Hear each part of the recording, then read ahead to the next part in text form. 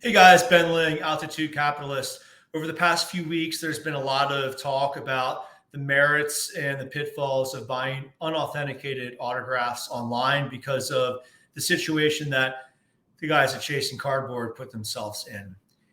Usually I buy authenticated autographs, but sometimes I don't. And I spent more than $600 last week on an unauthenticated autograph, and it arrived today. I was pretty happy with how it turned out, and just wanted to talk a little bit about this autograph and then a little bit about why someone might buy an unauthenticated autograph. So here's the autograph that I got.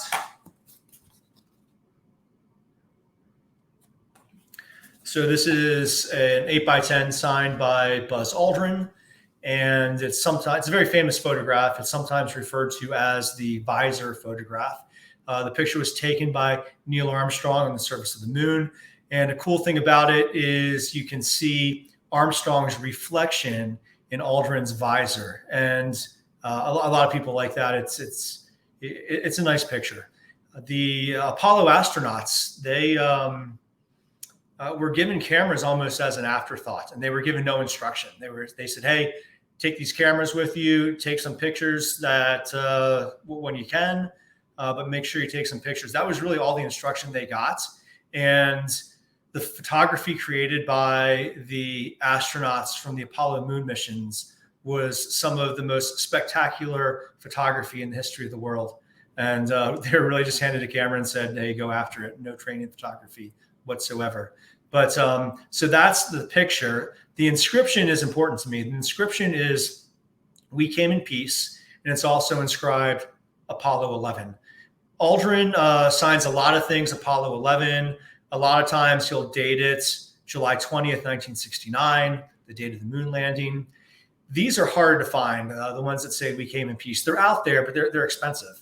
And this was an important inscription to me because "We came in peace" said a lot about how America conducted its business in the 20th century.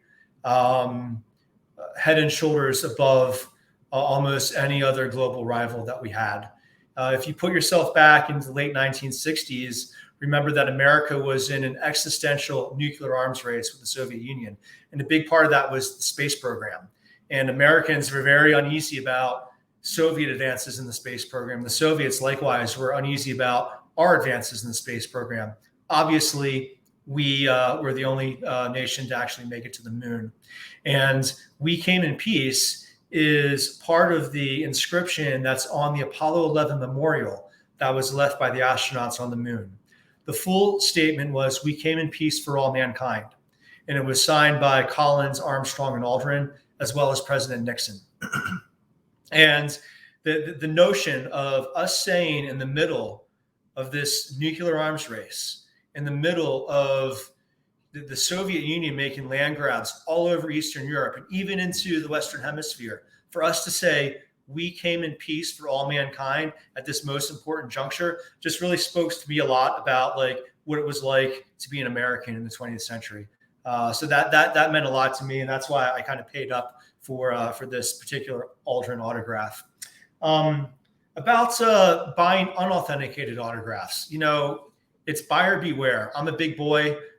There's a few reasons why I like this and I felt comfortable buying this. First of all, I'm familiar with Aldrin's autograph, and everything I saw in the pictures online looked okay to me.